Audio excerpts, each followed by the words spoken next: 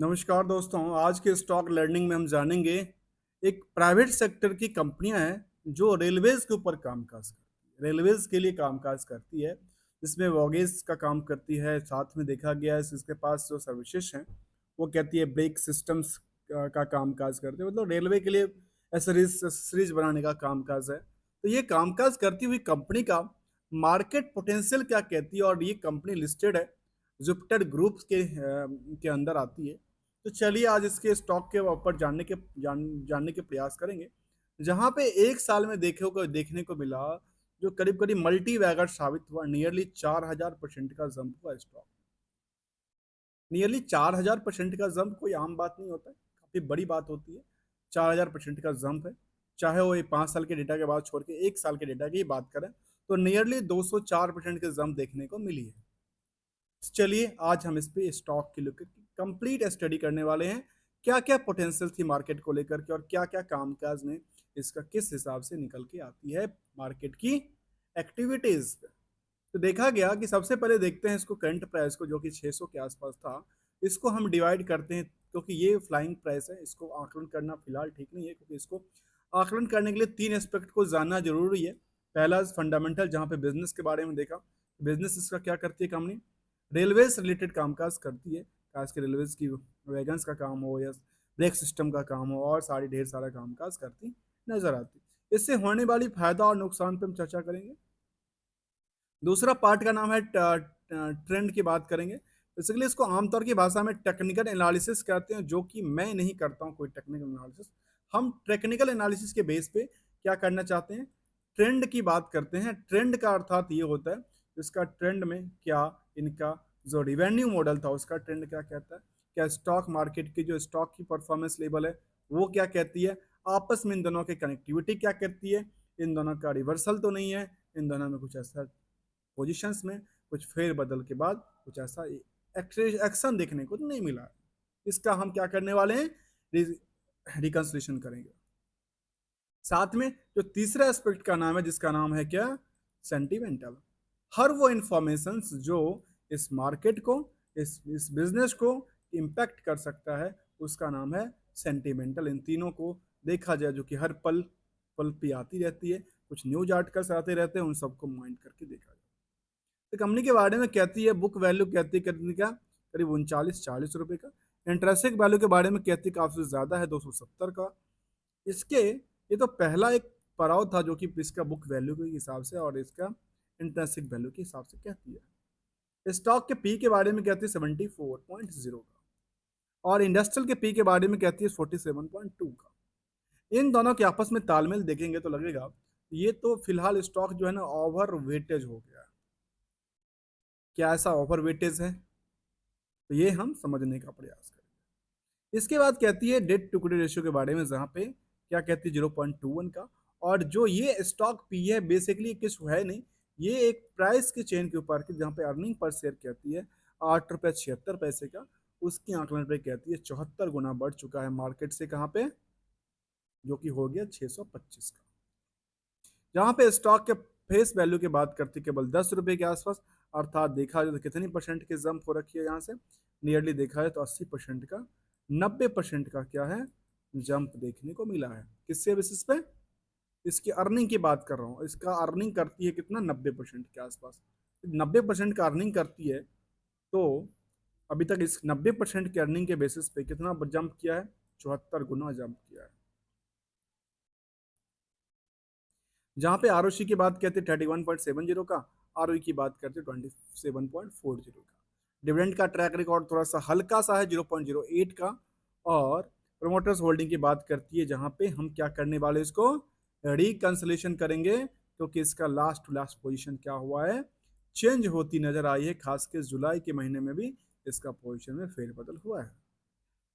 Place का कोई सवाल नहीं बनता है। और करंट रेशियो के बारे में कहती है 1.55, जो कि इसका इम्पैक्ट कहाँ होता है, इसके ऊपर से निकलता है। और नंबर ऑफ शेयर की बात करते करीब करीब 42 करोड़ का नंबर ऑफ शेयर है। जहाँ पे नंबर ऑफ शेयर की तादाद यदि 42-43 करोड़ के आसपास का है, तो इंटरेस्टेड की बात करें, इंटरेस्टेड की तादाद क्या कहती है, इंटरेस्टेड की तादाद ये कहती है, अब एक आकलन करके देखिएगा और समझिए इसको। स्टॉक में पहले मार्च 21 में, 22 में जो क्वार्टरली डेटा है उसमें क्या मोमेंटल हुआ, कहाँ पे स्टॉक में कितने लोग थे, 14,000 के शेयर होल्डर थे, फिर 16,000, 18,000, 24,000, 26,000। लगातार क्या हो रही है यहाँ पे, मार्केट में नई जो शेयर होल्डर हैं वो इंक्रीज करती नजर आती है। 96,000 तक पहुंची थी, उसके बाद देखिए जंप करते करते 1,27, 1,75, 2,25, 2,27, और आज के टाइम में देखा गया कि 2,30 के आसपास के जुलाई का टारगेट जो था वो था 2,30, और नियर अबाउट ये 2.5 लाख के आसपास की जो है वो शेयर होल्डर की तादाद है इसमें। अर्थात क्या हो रहा है यहाँ पे, लगातार जो खास के तादाद किसकी होती है, ज्यादातर होती है रिटेल की। ये तो थोड़ा सा कम ही पार्ट होता है, 2, 4, 5, 10 लोग होते हैं, 100 लोग होंगे, मान लेते हैं अगर 1,000 लोग होंगे बड़े, लेकिन बाकी कहाँ गया, बाकी तो रिटेल के पास स्टॉक है ना। तो चलिए हम आकलन करने का प्रयास करते हैं, कहाँ से, पहले कदम से। पहला कदम में हमने देखा इसको लेकर के, अब आते हैं इसको एक नजर चार्ट, यहाँ पे चार्ट में क्या लगती है, लगातार बुस्ट होती नजर आती है। खास के 4 जून के बाद भी मार्केट में अस्थिरता नहीं बनी, जहां से जंप किया था ना वहां से दोबारा इसने अपनी रैली पकड़ लिया, रैली पकड़ने के बाद सस्टेन करती नजर आती है कि नहीं आती है, कहती है सस्टेनेबिलिटी तो थी, सस्टेनेबिलिटी कहाँ से थी, इस प्राइस के आसपास सस्टेनेबिलिटी बनाई थी स्टॉक ने, अभी क्या कहती है, सस्टेन करती नजर आती है। जो कोई रिकमेंडेशन या एडवाइस का नहीं है, केवल केवल यहाँ जो डेटा कहती है हम उसी के बेसिस पे इसको समझने का प्रयास करते हैं। चलिए अगले कदम जहाँ पे देखा जा सकता है, उम्मीद करते हैं अभी तक आपने वीडियो को लाइक, चैनल को सब्सक्राइब किया होगा, नहीं किया है तो कर लीजिए, क्योंकि हम विदाउट कोई रिकमेंडेशन को हम कंप्लीट स्टडी की बात करते हैं, जहाँ पे नॉन इलेक्ट्रिक इक्विपमेंट बनाने वाली कंपनी, कैपिटल गुड्स के ऊपर कामकाज करने वाली कंपनी, थॉर्मैक्स है, जुपिटर वैगन्स है, ज्योति सीएनजी है, टीटागढ़ रेलवेज है, ढेर सारा कंपनीज है। मैंने कुछ पे स्टडी किया था, इस पे कई किया हुआ था, टीटागढ़ पे मैंने किया हुआ है, जो बचा हुआ था प्रेस पे मैंने किया हुआ है, और जो बचा हुआ था जिसमें हमारे पास नाम था इसका जुपिटर का, जिसपे मैं फिलहाल अभी स्टडी करता नजर आऊँ, जहाँ पे स्टॉक का पी क्या कहता है इसके आंकलन से, लगातार बिल्डअप होती नजर आती है। जहाँ पे रेशियो की बात करती है, डेट्स के रेशियो की में, तो सबसे ज्यादा किसका था, नियर अबाउट देखने को मिला था इसका, उसके बाद इसका ही पोजीशन देखने को बना है। अगले कदम पे ऑर्डर की बात करेंगे, सेंटिमेंटल की बात करेंगे, हर एक कदम को लेते हुए चलेंगे। जून तक का अपडेटेड डेटा है, और जून तक के अपडेटेड डेटा में कंपनी ने क्या क्या अपडेट दिया उस पर हम डिटेल्ड चर्चा करने का मत चलेंगे। चलिए, जहाँ पे क्वार्टरली डेटा के बारे में कंपनी कहती है जो 56 करोड़ का था, और वो 56 करोड़ से 895 करोड़ पे हुआ, लेकिन क्यू और क्यू में क्या था, एक भारी गिरावट आ गई, लेकिन वाई वाई में क्या था, एक भारी भरकम जंप आई, तो किसके बेसिस पे, स्टैंड लोन डेटा बेसिस पे। क्या कंसुलेट डेटा भी है, तो है, राइट है। कंसुलेट डेटा पे कुछ चेंज होता है तो देखने को कुछ मिलता है, कंसुलेट डेटा में देखने को क्या मिला, कंसुलेट डेटा में देखने को क्या मिला, कुछ चेंज बदल नजर आती है, कुछ चेंज नजर नहीं आती है, यहाँ देखा जाए। चलिए, तो कंसुलेट डेटा के बारे में कहती है कि नियर अबाउट द सेम रहा, जो कि क्या हुआ, यहाँ से एक गिरती हुई नजर आई। अगले पड़ाव इसके बारे में क्या कहती है, इसके पड़ाव के बारे में कहती है जिनका नेट प्रॉफिटेबिलिटी के बारे में कहती है, कितना जंप होती है, वो कहती है करीब करीब 92 करोड़ का हुआ था। पिछले क्वार्टर ऑफ क्वार्टर में तो गिरावट आई, लेकिन वायो वाई में देखने को मिला करीब करीब 63 करोड़ से 92 करोड़ का चला गया। अर्थात देखिए, यदि परसेंटेज देखें तो कितना होता है, करीब करीब 40% के नियर अबाउट, 50% से ज्यादा का देखने को मिला है। यहाँ से नियर अबाउट 50% में एवरेज लेता हूँ, 50% के आसपास क्या मिलता है, यहाँ से वाई वाई में जंप देखने को मिली है। अगले दूरी पे चले जिसका नाम है yearly data basis. Yearly data basis में क्या कहती है, इसके डेटा बेसिस में कहती है लगातार क्या होती है, 12 महीने में जंप किया है, लगातार जंप किया है, और वाई वाई में कभी से कंपेयर करके देखें तो कई गुना का जंप देखने को मिला है, नियरली 80% तक का जंप यहाँ देखने को मिला था 23-24 के अंदर। इसके बाद प्रॉफिट के बारे में कहती है नियरली 360 करोड़, 331 करोड़। अब इस बेस में देखा जाए तो कितना का जंप होता है, 121 इंटू 3 कितना, 200 करोड़ का तो सीधा 211 करोड़ का मोमेंटल हो जाती है सीधे सीधे, देखते देखते 211 करोड़ का प्रॉफिट बुक हो जाता है। जहाँ पे चार के चार इंडिकेटर के बारे में कहती है, जो सेल्स ग्रोथ था नियरली 54% के आसपास, प्रॉफिट ग्रोथ की बात करते हैं 84% के आसपास, स्टॉक प्राइस सीजर कहती है करीब 150% से ज्यादा हाई, और रिटर्न इक्विटी की बात करती है नियरली 20% से ज्यादा। अगले कदम पे क्या करना चाहती है कंपनी को लेकर के, जहां पे हम समझने का प्रयास करेंगे, एक रिकंसिलेशन करने के प्रयास कर रहे हैं, पता है कहां से, रिकंसिलेशन ऑफ द, साथ में ratio analysis for the balance sheet की पार्ट को पीएल से, जहां पे कंपनी अपनी डेटा अपडेट करती नजर आती है।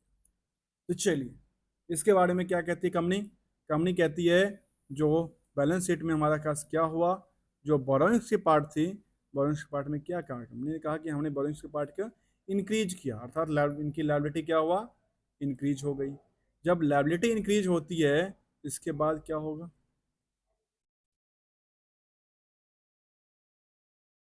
लायबिलिटी इंक्रीज के बाद क्या होता है,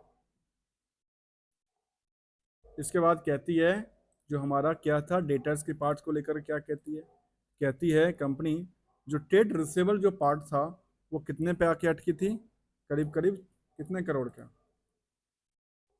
करीब करीब देखने को ये मिला जो करीब करीब 491 करोड़ का रहा था।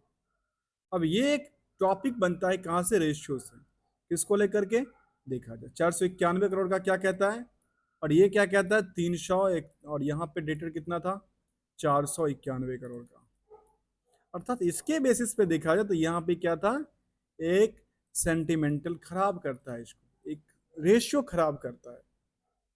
लेकिन क्या होता है, इनकी ऑर्डर्स लगातार बढ़ रही है, ऑर्डर बढ़ रही है तो इसके बेसिस पे क्या हो रहा है, इनका जो डेटर्स की पार्ट है उस पर नजरअंदाज कर दिया जाता है।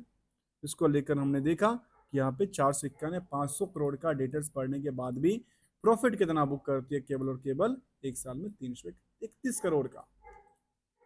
लेकिन मार्केट की क्या है, मार्केट अलग पहचान है।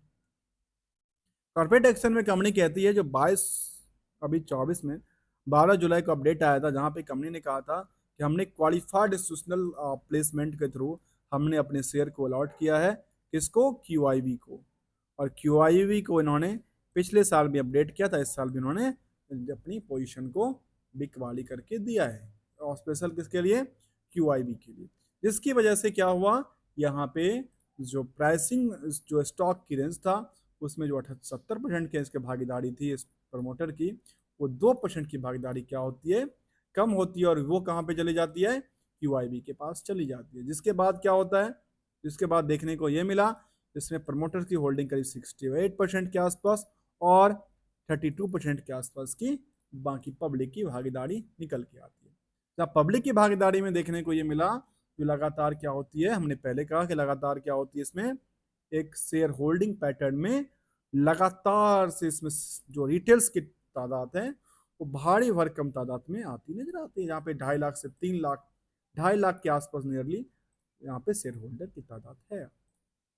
इसके बाद कुछ कहती है बल्क ट्रेडिंग के लेकर के, तो कहती है अभी 25 जून को अपडेट हुआ था, उसके बाद कोई ऐसा अपडेट देखने को नजर नहीं आई। अगले कदम इसके बारे में क्या कहती है, तो कहती है प्रमोटर्स के पास जो होल्डिंग थी उसमें कौन है, जुपिटर वेगन्स है, जिसके पास एक इसका मेन होल्डिंग्स था, लेकिन फिलहाल ये कहाँ चला गया, करिश्मास गुड्स प्राइवेट लिमिटेड के पास चला गया, जिसकी मेन होल्डिंग फिर 21% के आसपास निकल के आती है, केवल एक ही कंपनी में इनकी होल्डिंग है। दूसरा इज द कंपनी था, और 10-10% के आसपास होल्डिंग इन सबका है।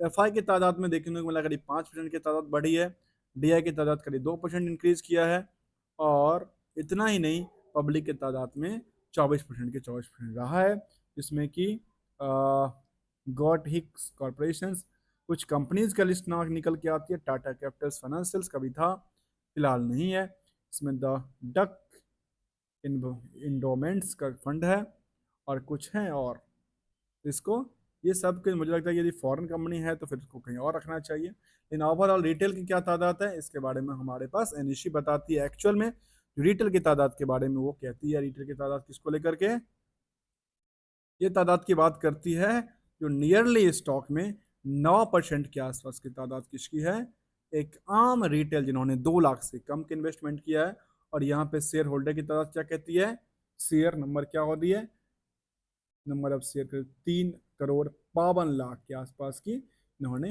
होल्ड करके रखा है। तो हमने समझने का प्रयास किया इस स्टॉक को लेकर के, जिसका नाम था जुपिटर ग्रुप की जुपिटर वैगन्स कंपनी, जो कि रेलवेज के लिए कामकाज करती है। रेलवे के लिए क्या क्या करती है, वैगन्स एसेसरीज का काम करती है, वैगन्स का करती है, ब्रेक का काम करती है, उसके बाद कंप्लीट ट्रैक एंड सोल्यूशन पे ट्रैकिंग का काम करती है, कॉमर्शियल व्हीकल लोड बुकिंग का काम, लोड बॉडीज का काम करती है, कॉमर्शियल इलेक्ट्रिक्स व्हीकल का काम है, और कंटेनर पे भी कामकाज करती नजर आती है कंपनी को लेकर के। इसीलिए हमने इस स्टॉक को सुना था, समझने को लेकर के। यहाँ पे चार्ट में कुछ और कहती है, सेंटिमेंटल हमने देखा ही था, और इसकी चार्ट में क्या कहती है, रेशियोज की बात में कहती है, यहाँ पे करीब 49 दिन में पैसा आता है। यहाँ पे क्या डिमेरिट थी, उस डिमेरिट की चर्चा करते हैं। वो कहती है डिमेरिट, जो यहाँ पे जो डिमेरिट था उसमें इनका भागीदारी क्या था, जो ईपीएस निकल के आता है उसमें थोड़ा सा क्या था, प्रॉफिटेबिलिटी के बेसिस पे जो डेटर्स पड़ा हुआ है, डेटर्स का रेशियो थोड़ा सा हाइक ज्यादा हो रखा है प्रॉफिट के बेसिस, जहाँ पे चार्ट के बाद में एवरेज की बात करती है नियरली 50 डे एवरेज में। अभी एवरेज प्राइस के आसपास ही फिलहाल ट्रेंड करती नजर आती है, 1 साल के एवरेज के आसपास, खास के 50 डे के एवरेज, डे मार्क एवरेज के हिसाब से मैं देख पा रहा हूँ। Thank you so much for joining here दोस्तों।